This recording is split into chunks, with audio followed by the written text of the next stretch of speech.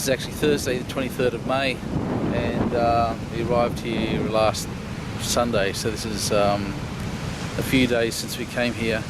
I'm feeling a bit bleary-eyed, and like the last time I ever made a video for this, looking pretty terrible. This is Norfolk Island, and came here because, I came here with a group of people who were into geocaching, and that's been part of my problem of actually trying to get to do this on my own. But here I am. I originally wanted to come to Norfolk Island, well, for many years, but as soon as I heard I had an opportunity to come to Norfolk Island, I decided I'd read Colleen McCullough's Morgan's Run, which is partly set on the island. Colleen McCullough was an author who obviously wrote The Thornbirds and other famous works, and she lived on this island for many years. When I was a kid, I actually met her at a book signing. My mother sort of like ushered me up to her to say hello. And yesterday visited her grave on the island, which is I don't know, a kilometre or two just from where I'm going to be, where I am right now. Anyway, so so Morgan's Run. This is the book I read with some of my notes in it. My usual thing is to write a review after I've read a book, but I finished the book so close to actually coming that I haven't had an opportunity yet, so some of the things I might say now might end up in my review anyway, and I guess if I do a film, and this might end up being at the bottom of the review, my bleary-eyed face and all. Of course, you always hear about, if you're an Australian, you always hear about the new colony, the Port Jackson, and how Norfolk Island was settled. It was actually settled. They landed in late January in Port Jackson to make a colony there, and this place was actually settled just over a month later. It was about the 15th of February they sort of like got here, and they spent about 5 days wandering around the island, because it's a very treacherous place to try and land a boat, especially in the old days with wind as your power source. So where I am sitting right now, I'm overlooking, and I'll take a photo in a minute of where they first landed. There was, I think, something like 7 free settlers and about 15 convicts with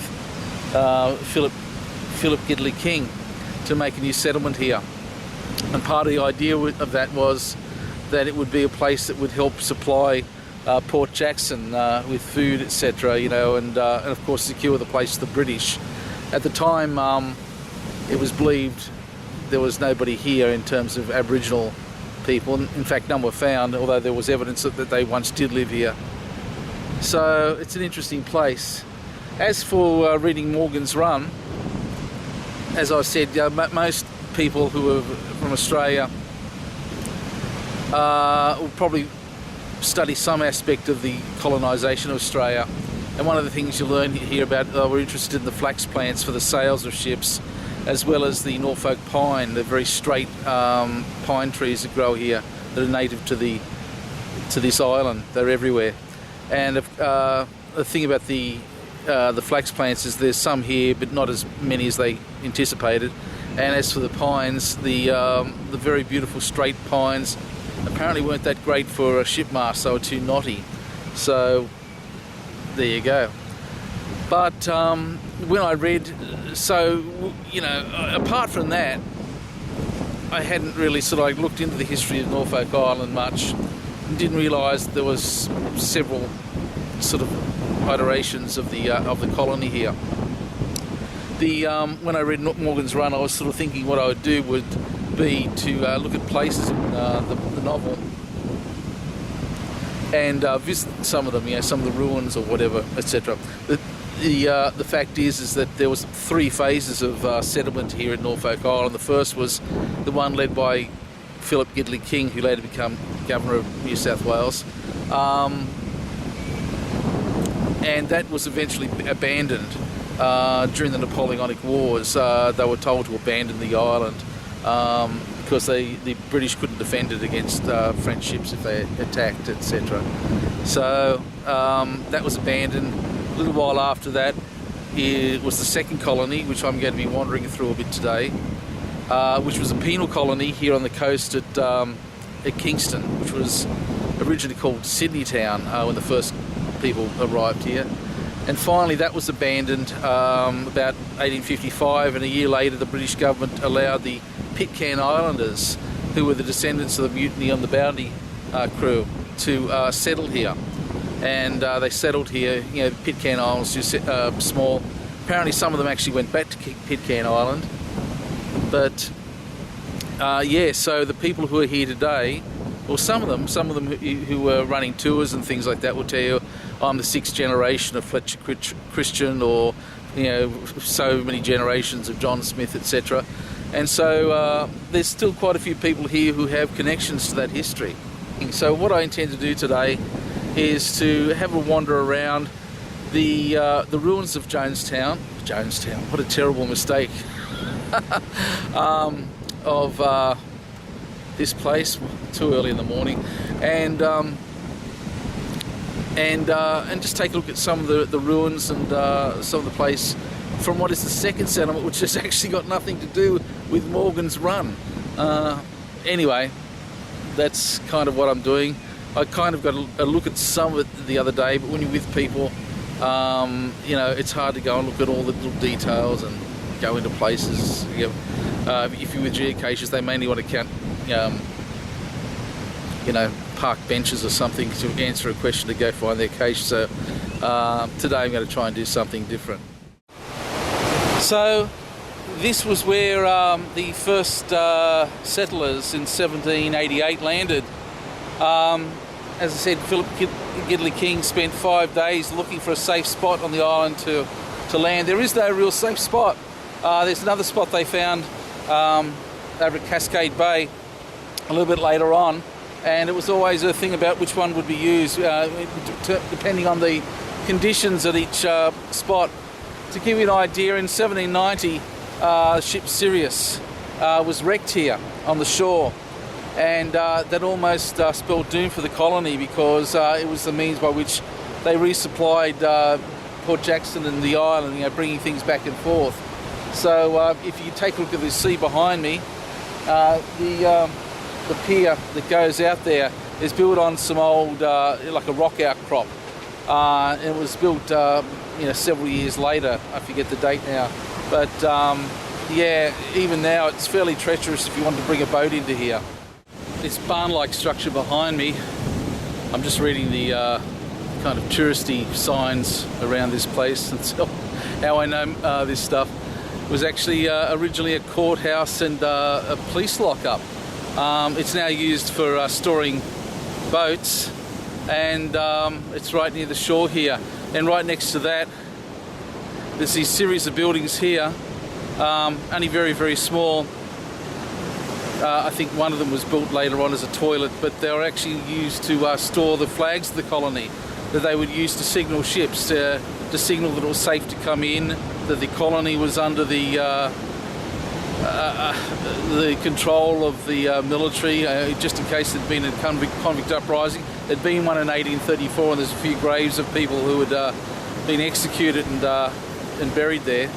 But yeah, it's like little things like that. Apparently the building was converted by the Pitcairn settlers later in the 18th century for their use. But it was originally a court and a lockup. I assume this little stone plinth here is actually a trig, or the remains of a trig. It's got the coordinates for this place here, and this would have been actually interesting to some of the geocachers who do look at trigs, but I'm not sure whether this is actually marked as something to find on the island for them.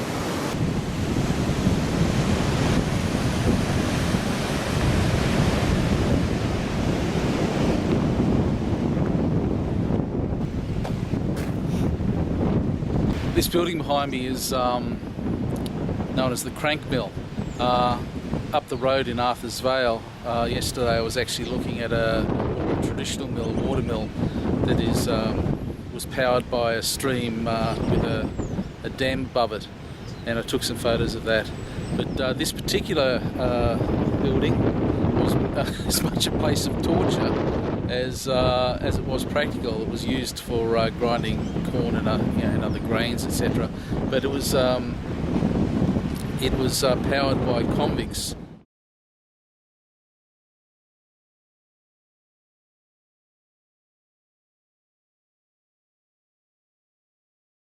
Apparently the place fell into disrepair. I think it was flooded at one point, and it was also used as a temporary place for married officers and their wives before a barracks was built. I'm just going to go and take a look inside it now. Short for me.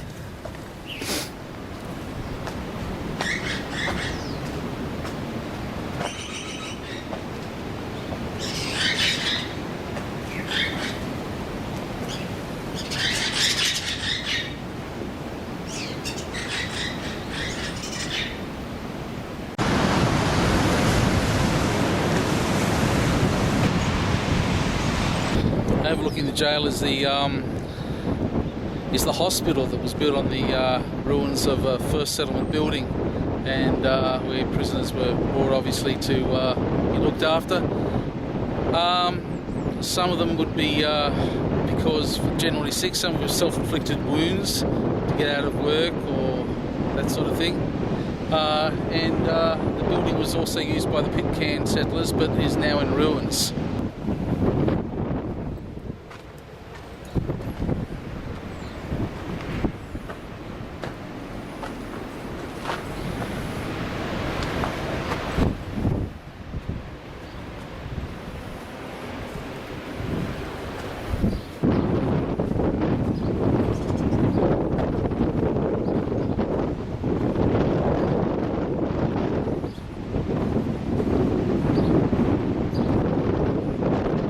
A sign said back there, the hospital was built on what was probably the ruins of the first government house, and this particular sign suggests that. I'm not sure what part of the government house complex it's meant to be, but the stones in the centre there suggest to me that was probably a hearth.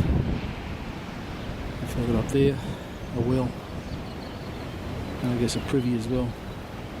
The steps behind the well lead up to Flagstaff on Mount George. It's a beautiful place. Behind me you can see Norfolk pines, which are native to here.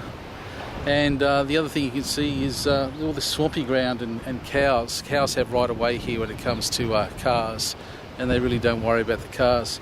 But apparently the hills over this way, for about 7 months, the convicts were made wheelbarrow by wheelbarrow to bring dirt from the hill and dump it over here to create a dry area, a raised area of ground in which the prison could be built. And so under the prison you can see all this swampy ground that still exists, where some of the cows are now, and which the road goes over. Above me is the hospital where I've just been. To the right is the first of the two prisons. And here is the monument to Philip Gidley King and the free people and convicts who first landed here. We explained the other day by our guide that historians and archaeologists have determined that this is also the place where many of the prisoners who were hanged. They'd build a gallows here, temporary gallows, and then take it down after it was done. So in full sight of the prison. So yeah, it doesn't make mention of that here. This place fascinated me yesterday as we were coming back here again. As the sign said, it was a residence, and as you can see here in the gable there is modern materials to enclose the building, where half the building is actually collapsed. You can see the half there, the fireplace, and other sections of buildings here that are now gone.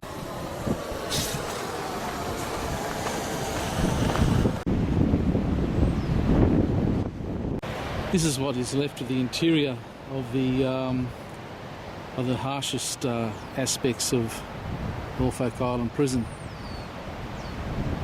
Built in 1847. Prisoners that come here, many of them wouldn't leave. They would just die.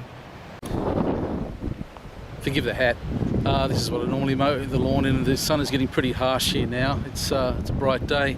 I'm actually standing in the first long row of a prison building. It's pretty harsh, and I'm going to try to show how difficult it would have been for the prisoners. So just down here, I've placed my bag in a prison cell. That's the bag I'm carrying around today so that I can carry all my gear. That prison cell there, I'm not sure exactly how big it would be, maybe 7 foot long by about maybe 6 foot wide. I don't have a measure with me, but they would stack prisoners here, one on top of the other, and you know, sort of, I think there was at least 4 per cell. And you can imagine, you know, men having to go to the toilet at night. Down this corridor here was the exercise corridor. Of course, there's huge walls would have been there, and they would have marched up and down this exercise corridor. Pretty much not allowed to talk to each other. But this would have been their exercise, what I'm doing now, up and down here, and back again. So you see here, there's several cells here, and there's further more on the other side. You start doing the maths, which I'm not very good at doing off the top of my head, but you know, they got a lot of prisoners here.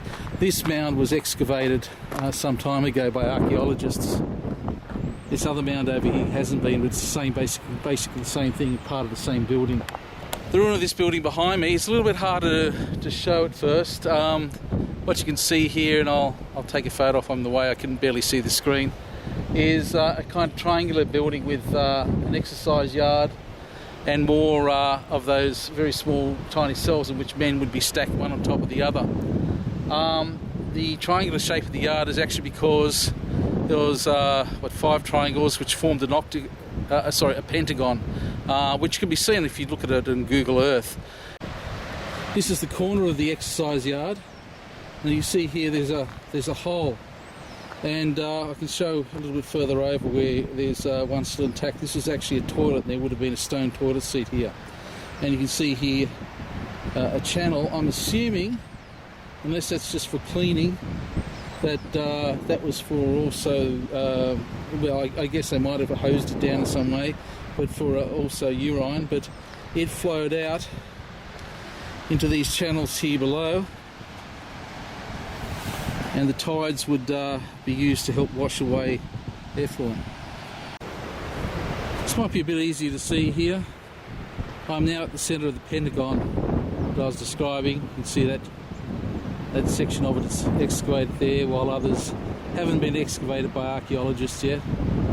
But I'm at the centre where prisoners would be kind of brought out to be given their detail for their duties that day. And here it is, the toilet seat carved out of stone. Again, in the corner of the exercise yard, you can see another one without the original stone on top of it just there. People have placed stones in there now. And across here, this ruin here, very tiny place, is solitary confinement, where prisoners would be, well, the building was basically, you couldn't hear anything from the outside, see anything. It was totally dark, and men would be left there for up to 7 months and either go mad or die. Something I wouldn't have noticed unless a guide pointed it out to me, the diagonal cavities in the wall going to the top, and also a lantern there, or a space, a niche for a lantern, which is where it was a set of stairs that allowed guards to get into the prison at night time when they were changing their watches. This is kind of a weird place. These days this area is used for celebrations, New Year's Day, Bounty Day, that sort of place. It's a rather great big green area where you've got picnic tables at one end. You can see the remains of the wall. This is the second part of the prison where sort of some of the more tractable prisoners were housed, up to 1,000 of them. could be housed in this area. And there was little shops and places that they could actually perform, sort of the jobs, trades, etc., etc. So actually gave them something to do. So the early last century, the Pitcairn Islanders, the third settlement of people, a lot of them were allowed for a small amount of money to cart stones away from the prison for their own building projects. So a lot of it just went in that. And what we have here is the remains of that, the building after that demolition.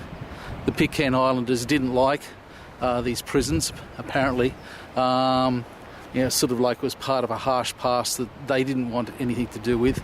And so the idea of tearing down the prisons didn't worry them. Of course, for us, we would love to see historically, for historical purposes, what it was, see more of it. But anyway, it's a nice place now.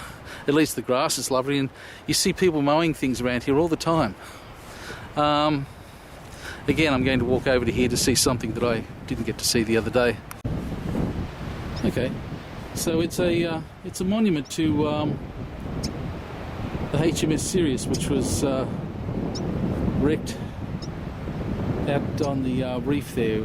I was briefly photographed out there before. This is the kind of place that doesn't get too much attention in the tours that they take you around in. After all that's left here now is some steps and a bit of wall. But I find this place pretty fascinating. When we were on the tour the other day, they were pointing out the graves of mutineers who were hanged, mutineers in the actual prison colony, and this was the site in which it actually happened. And of course the prisoners rioted because of their utensils being taken away, which they considered their personal property. That's one aspect of this place, but just across here was where I was before, which is the one part of the prison. And the Commandant Morissette decided that he wouldn't keep the kitchen, the food and everything within the prison where it might be stolen. And so he divided this place up to make it part of a mess where food would be stored. What his original intention was that it would be a lumber yard. So that's what's really behind me here. And part of what I'm interested in that is, even though this is part of the second settlement and therefore nothing to do really with the first settlement, is that Richard Morgan in Colleen McCullough's book is actually in charge of the saw pits on the colony. It's the job he's given. And it describes the saw pits and how one man worked below and one man worked above to saw these large logs to rip them down the centre and create planks. And just over here is remains of a saw pit from the second colony. So it describes in Colleen McCullough's book how they would line the saw pit with wood, with what they had. But you can see here that this is a bit more substantial construction. It's lined with stone. So one man would be down in the saw pit, another above and standing on the log, and they would saw through it. So it kind of was of interest to me. This little walled off section here, and what was obviously once the door, I presume is part of what used to be the lumber yard that I was just talking about. It was walled off from the prison. Of course, there's the saw pit back over there.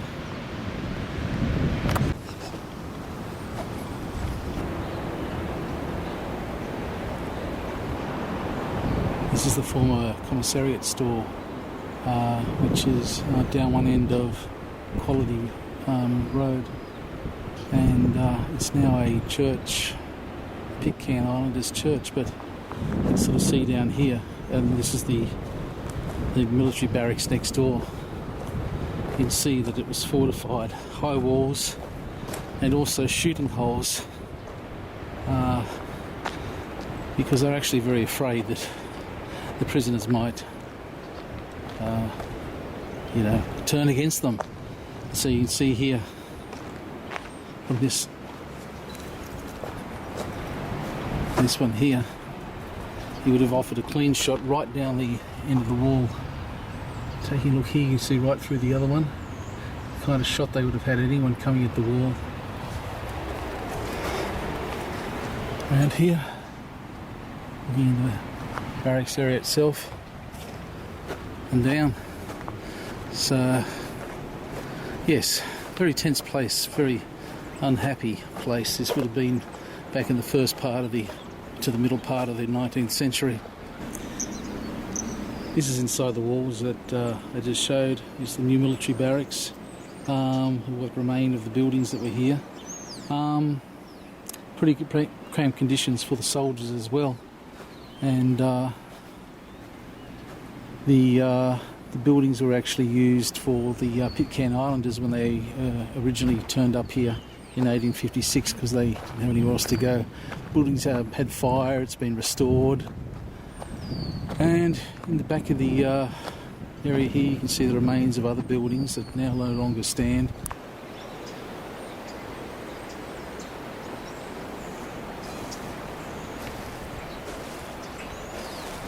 On one of the signs out there, I was just reading at the front, it gives a plan for the military barracks and the various buildings that are here.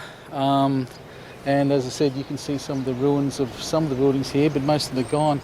But I've been long watching Time Team with Tony Morrison and others. And one of the things I've learned from Time Team is to look for parch marks. And when you look in the grass here, and I'll take a picture of it in a moment, you can see where the buildings used to be, parch marks where there's walls underneath the grass, and it's very, very definite building lines. And so it's fascinating. You can see where the there's a raised ground where it's been flattened to take the buildings. And up to here you can see very obvious walls going down this way. At least I can. I'm hoping it's going to turn out here. I'm going to walk to another section of the wall, turn here, out here is another wall, behind me over here you can see more walls, parch marks, definite, unmistakable.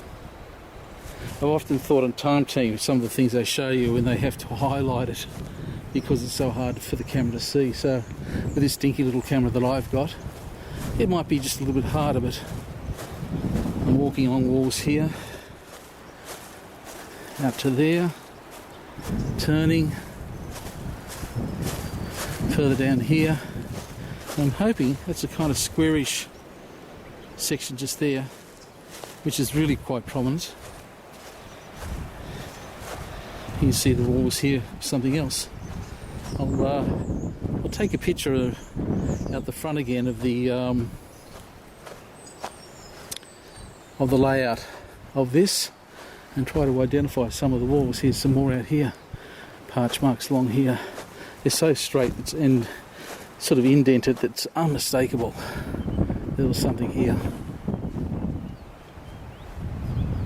There's now a car park here, but looking from inside you can see the, I guess we call them murder holes, in which the military could shoot out at prisoners if they escaped and cause problems. Up here near the cars, here's the corner of the barracks, which, see how high it is there. And what's surprising is these shooting holes. This one shoots down along the wall, as I showed before. I had to crouch to get to that, which shows that the intention was that they would lay here, I assume, because you couldn't, I'm not quite sure what the idea of that was. I guess because it made it about person height when you stepped outside the building. Yes, they would have been laying down to shoot. From the outside, those murder holes I showed in that little tower would have provided a body or a head shot quite easily, depending on whether the prisoners were standing where I am or just down at the road level there. Okay, so this place had me fascinated. I've passed by it a few times. the last few days, but the guide never said anything about it, and it doesn't have anything to do with geocaching, so nobody was interested in coming here. But this is where the officers' baths were, and it's a bit of a deep pit. And now that I've actually got to look at it, it's a little bit more sophisticated in its build than I expected.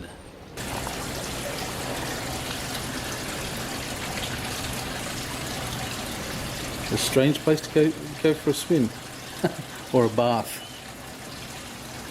He gives caution here, and it's the kind of touristy gate that you're allowed to go through, so I'm going to go down and take a look.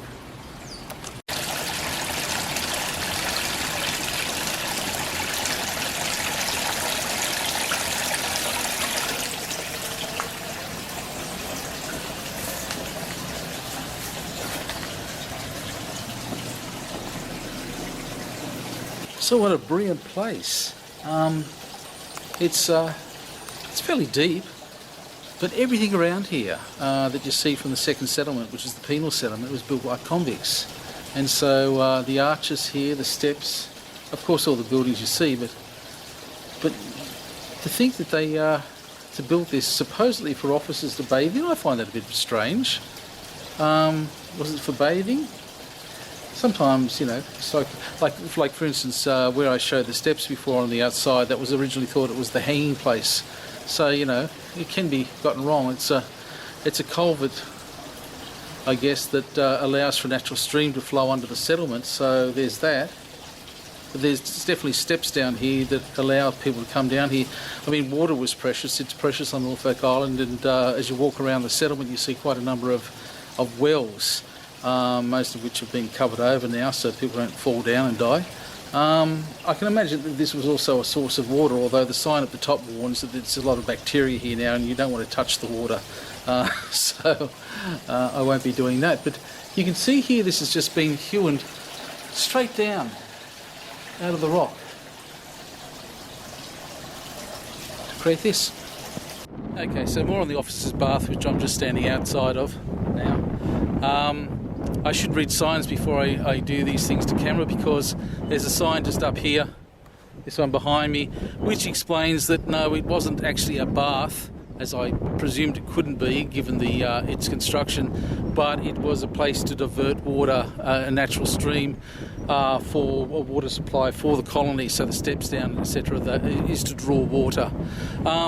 Behind me though, this paddock, this rather unassuming looking paddock, was the officers' parade ground, and behind that was was a kind of recreation area, gardens, etc.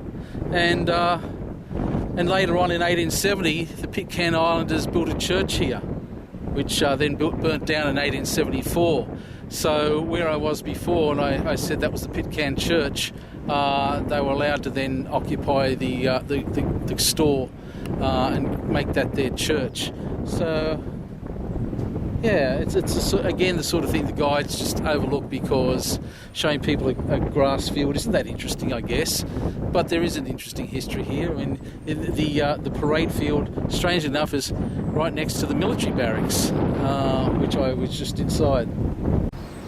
This is not the same place I filmed before, although it may look something like it. One way you can tell is that it's got the two buildings either side of what is now the old military barracks. So what I was looking at before was the new military barracks, but you can see the construction here with the fortified walls. It's pretty much the same. It's a little bit confusing because inside there's some touristy signs suggesting that you can go and take a look. But out here, there's a sign here that says passing is prohibited, so I won't go in there.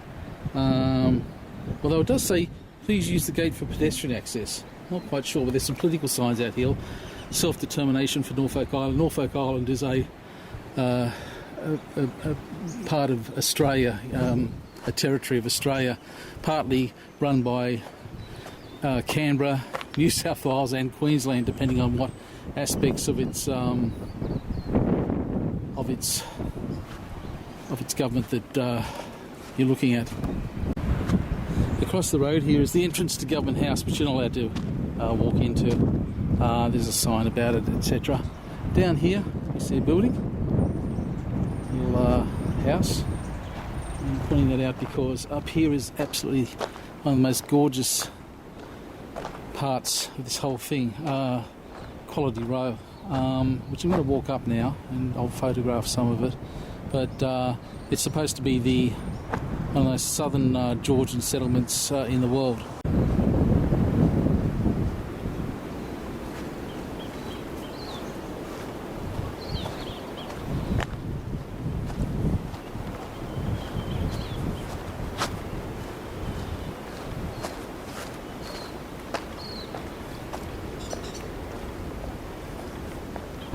Number 10 Quality Row here is actually open as a museum at 11 o'clock, although it's only, by my watch, going to 10 o'clock at the moment as I film this. And most of these beautiful houses here are still occupied by people. No one owns them. This whole area I'm walking through today is part of a World Heritage site. And but people working for the government in special positions get to stay in these houses for about 2 years. There's a posting. And so I'm just going to walk up, photograph, put my camera. They must be used to people doing that. Okay, number 9 Quality Row is a research centre. One of the things I love about Norfolk Island is just about all the houses have a cattle grid in them, because the cattle are just allowed to wander freely around the island. As you get further along Quality Row, opposite the Georgian houses I've been pointing out, is a 9-hole golf course with all the Norfolk pine in the golf course and lining the road here. Here's further along the road, and then back down from where I've just walked, with the sound of some workmen in the background. It's probably going to be picked up by the camera. So I'll continue walking up here.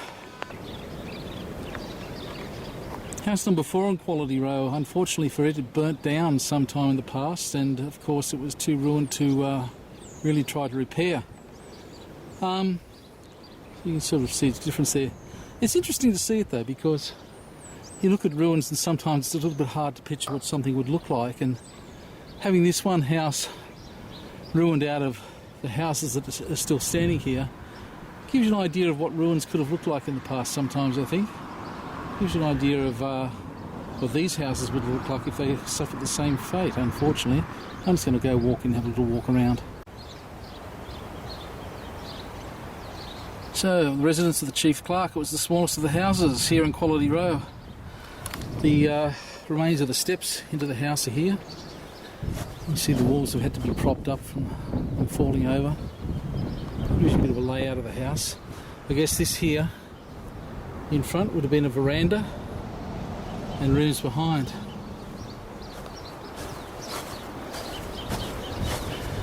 Remains of the stone wall like you see over there in that house.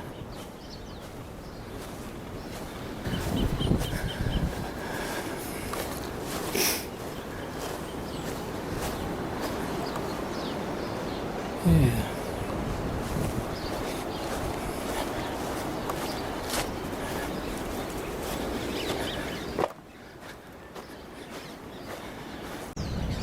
There is another house in the row, but it's now the golf club. Well, we ate yesterday.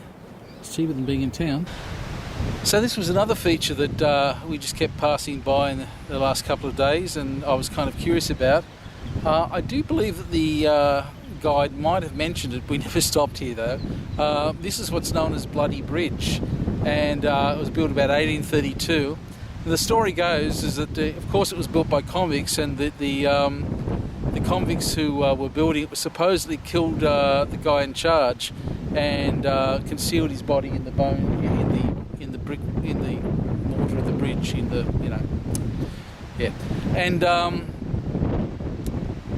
although it's unlikely to be true, it's the bridge is probably named after a bridge in Ireland or Scotland. I can't remember which, and but anyway, despite the fact of its colourful story, it's a really interesting looking bridge. Just below me is the cemetery. I've come back to it, and there's a wooden fence that marks the grounds of the cemetery.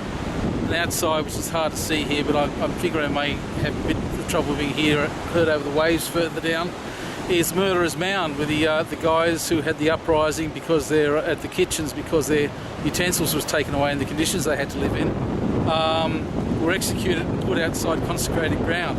So I'm just about to walk down the steep slope there and then go back through the cemetery. The way I've come, it'll take me through the first settlement and second settlement graves first, and then further out where Colleen McCullough is buried and others of, say, descendants of the mutineers and other people, of course, who've come to the island. The unprepossessing mound behind me with a couple of stones on top is where 12 or 13 convicts were buried from the cooking pot right, where a number of officers were murdered because of the prisoners were just so unhappy. And when all you've got is the utensils for which you eat, and they're taken away from you, I think that's probably the breaking point. So these men were hanged, and Protestants and Catholics all buried alight in this one mound behind me. Yeah, people who were in the early colony, and in this case people who were here in the second settlement, died of drownings, dysentery, that sort of thing mainly. Here we have two graves here from John Best and John McLean, both of whom drowned because their boat was upset as they attempted to cross the bar of the harbour, which is a pretty treacherous place to try to land.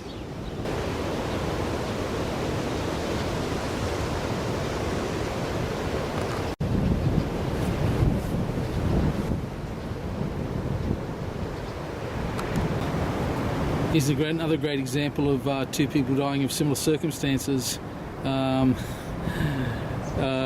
Two guys both accidentally shot. One in the pursuit of mutineers, and the other one was in the woods and just got shot. So, accidentally.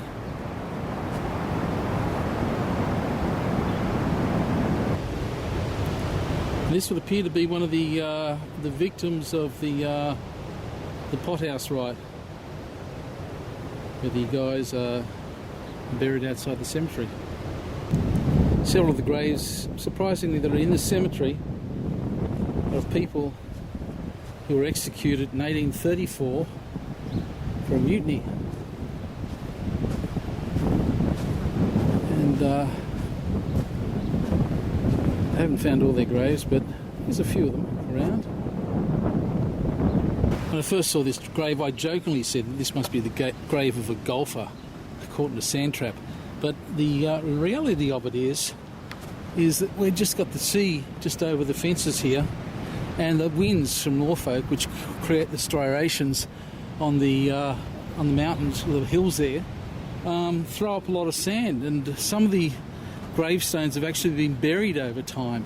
So there's this grave here which was excavated by archaeologists, and these posts here mark positions where radar has shown that other graves exist, other gravestones, so they may be excavated in the future.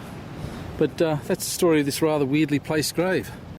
These pillars here, there's 1, 2, 3, 4, 5 and a 6th one behind me, mark the boundary of the original cemetery. So looking back this way, you can see that all the gravestones look much older. And ahead of me, much newer cemetery, although there's many 19th century graves in this part I'm just showing now. But just ahead of me is this one here, which is one I came to before. Took a photograph of with my book yesterday of Colleen McCullough. Robinson would be her husband's name. She died in 2015, so 9 years previous to when this was filmed.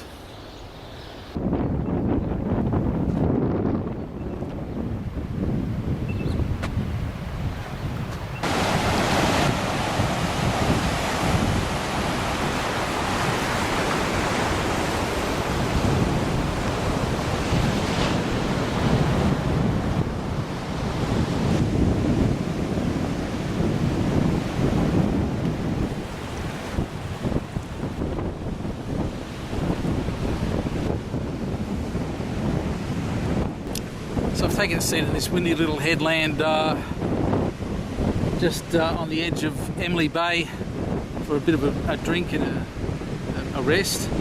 Emily Bay behind me is where a lot of people go to swim. There's a pontoon out in the middle of the bay, and apparently it's all free of sharks. There's quite a lot of sharks around Norfolk Island, but if you swim in here, the reef and everything keeps the sharks out. None are ever reported in here apparently, so it's pretty safe.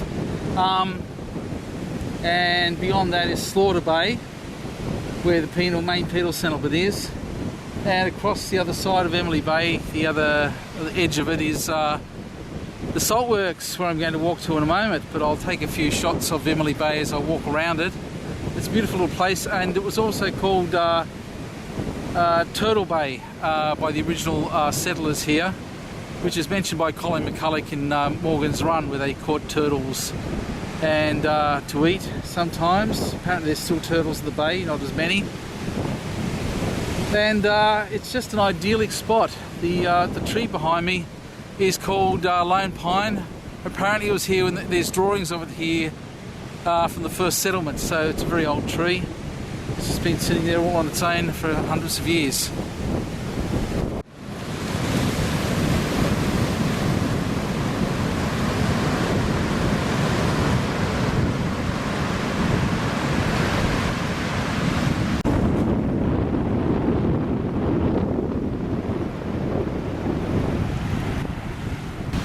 Behind me is the salt house, which is on the edge of Emily Bay and Slaughter Bay as well.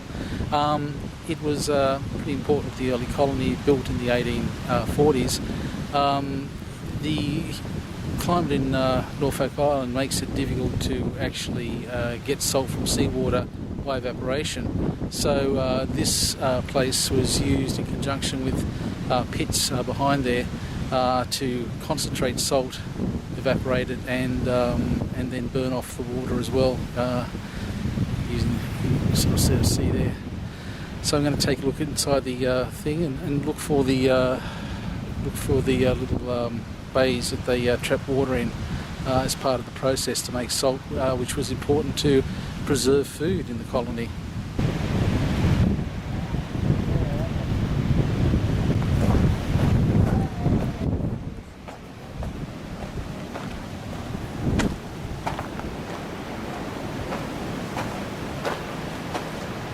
This is part of the flues going into the chimney where they evaporate the water after they're allowed it to evaporate in some of the pits near the ocean. Here you can see part of the small pools cut through the rock where water would come in high tide, and of course that could be blocked off once the tide started going up to retain the water, and evaporation would be more effective to help in the process of extracting salt from the water. So that would be the first stage. And of course the next stage would be burning off or boiling off the water in the salt house itself.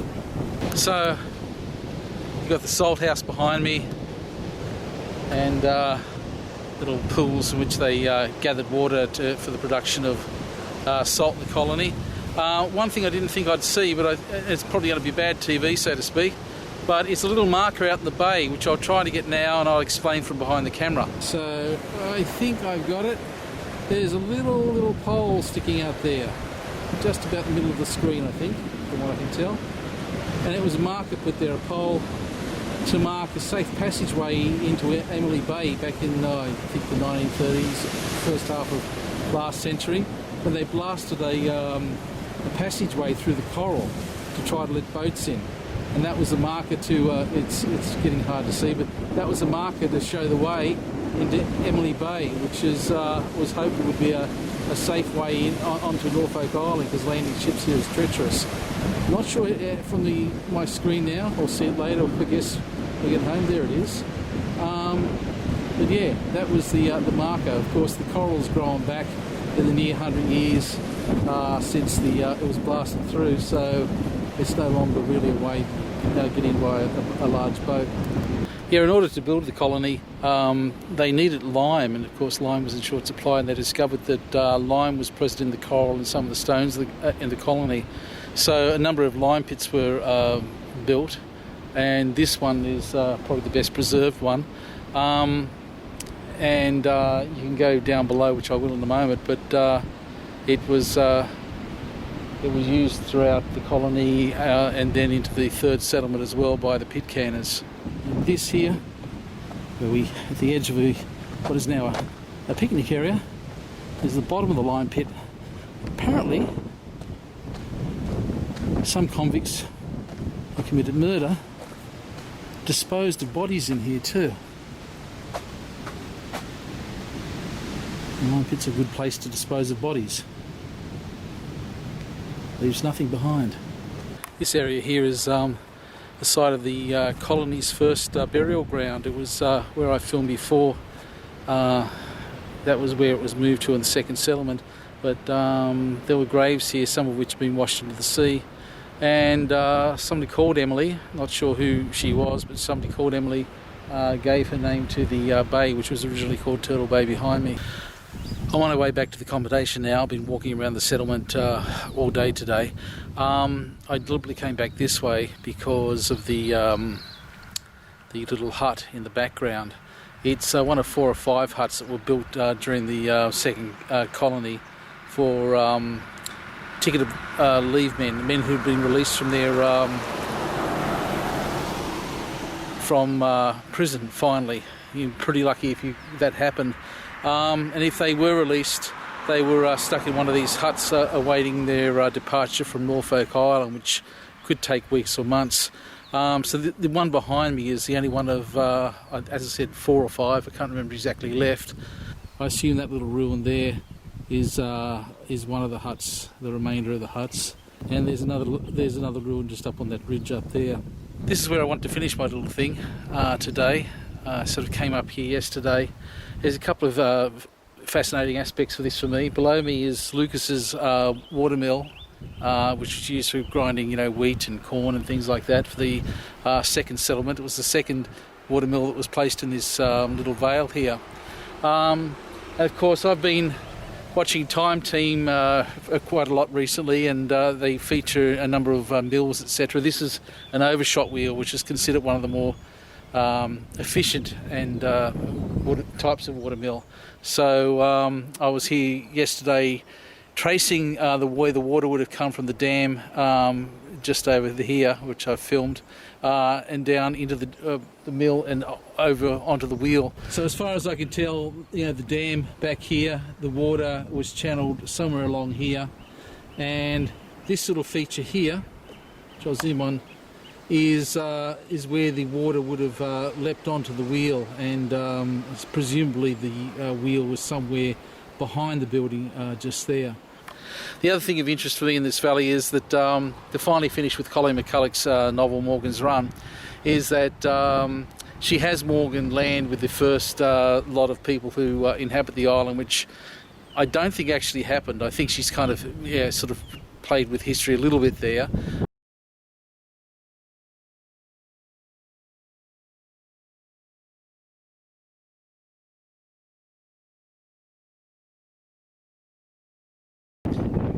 And she has him come somewhere here, somewhere in Arthur's Vale.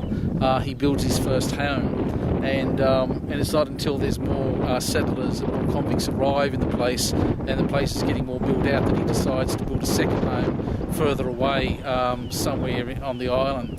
Today I bought a map that shows Richard Morgan's place. I sort of saw his name on it, and without my reading glasses I couldn't quite see it on the map, but I'm going to look at that later.